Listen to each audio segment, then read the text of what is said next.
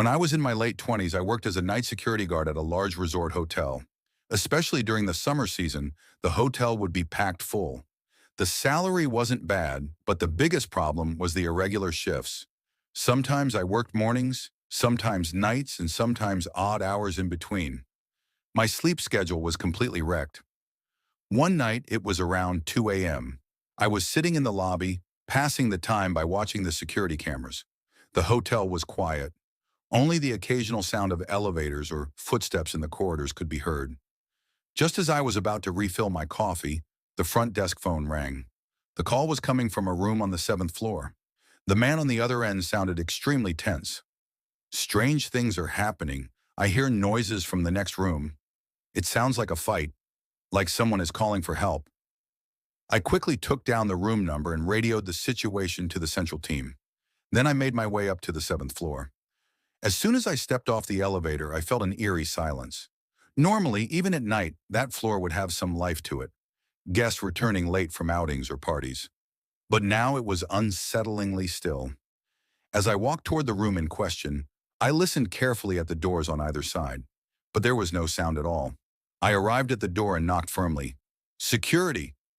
Could you open the door, please?" There was no response. I knocked and called out again. Still, nothing. Just then, the door across the hallway cracked open. An elderly woman peeked out, her voice trembling. "I just heard a terrible scream," she said. "Then it sounded like something was being dragged." A chill ran down my spine. I immediately radioed the front desk and asked them to confirm who was registered in the room. After a brief pause, the answer came back. "That room on the 7th floor is vacant. No reservation." Completely stunned, I pulled out my security key card and unlocked the door. The room was tidy, perfectly prepared for a guest. Everything was in its place, except for one thing. At the foot of the bed on the floor, there was a pile of long black hair.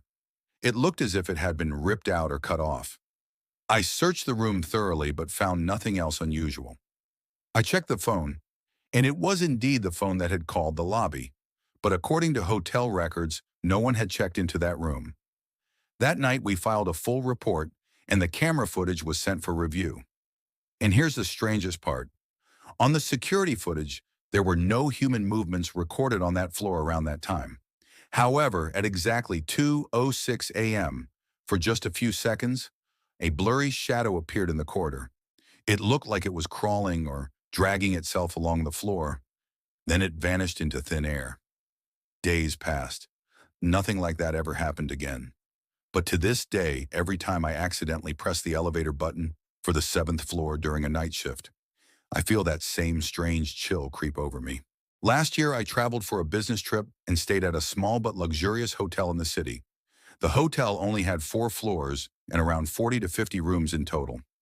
After checking in, I grabbed my key card and took the elevator up to the 3rd floor.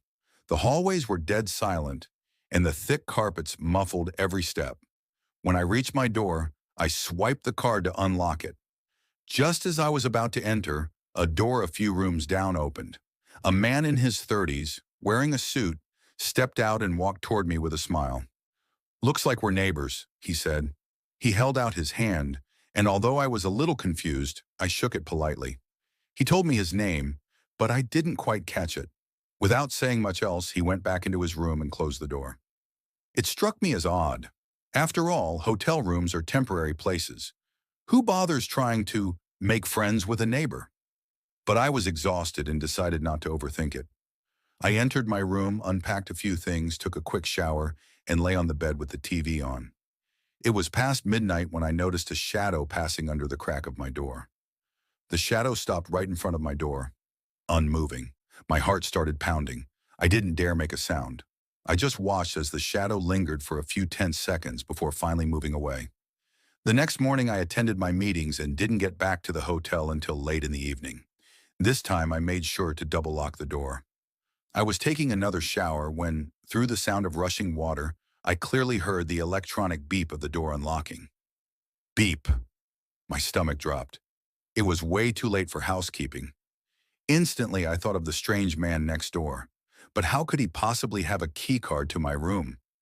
I stood there frozen, listening as the door slowly creaked open. then closed, followed by soft footsteps crossing the room. The shower was running. Whoever it was, they knew I was in there. I quietly stepped out of the shower and put on a pair of pants lying on the floor.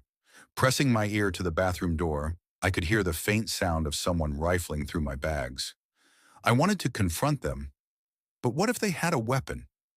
I felt utterly helpless, stuck between fear and adrenaline. The room then fell silent. With no phone in the bathroom, my only option was to make noise and hope they would run. Taking a deep breath, I started pounding on the bathroom door and shouting at the top of my lungs, "Help! Somebody help!" I immediately heard frantic footsteps sprinting across the room, then the slam of the door as they fled into the hallway. I ran out, slammed the main door shut, and locked it. I grabbed my phone from the nightstand and called 911 with shaking hands. Then I called the front desk to let them know what happened. By the time the police arrived, the man was already gone. Luckily, they found him sitting in his car in the hotel parking lot a few hours later. I'm not sure if he even got serious jail time, though. They couldn't prove he had intent to cause harm. But personally, I truly believe he was trying to kidnap me or something worse.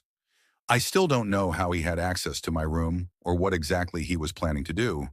And honestly, I don't want to find out. Since then, I always double lock hotel doors and never trust a friendly neighbor again. Every year, my family would visit a different hotel or resort for our summer vacation. We usually stayed at the resort to keep things cheaper and more relaxing. On the first day after unpacking, my kids went to the water park while my wife and I relaxed by the pool. After a while, we decided to head back to our room. I went to find the boys, and after a few minutes, I found Sam, the older one. He told me Alan was playing with another kid on the other side of the park. After searching for a bit, I found Alan talking to a boy his age. A couple was sitting nearby, acting like they were the boy's parents. I briefly spoke with them, but they didn't say much. I told Alan it was time to go, but on the way back to the room, Alan mentioned that the boy's parents invited him to dinner. I found this odd, so I told my wife, and we were both concerned. Later, when we got back to the hotel, we took the elevator up, and to my surprise, the mother and her son were waiting there. She asked if Alan could join them for dinner. I politely declined, and they walked away. We warned Alan not to go near the family without us, and I made sure Sam was aware of the situation. That night, I was woken up by Sam, who told me Alan was talking to someone at the door. I rushed out and saw Alan trying to unlock it, hearing a faint voice from the other side.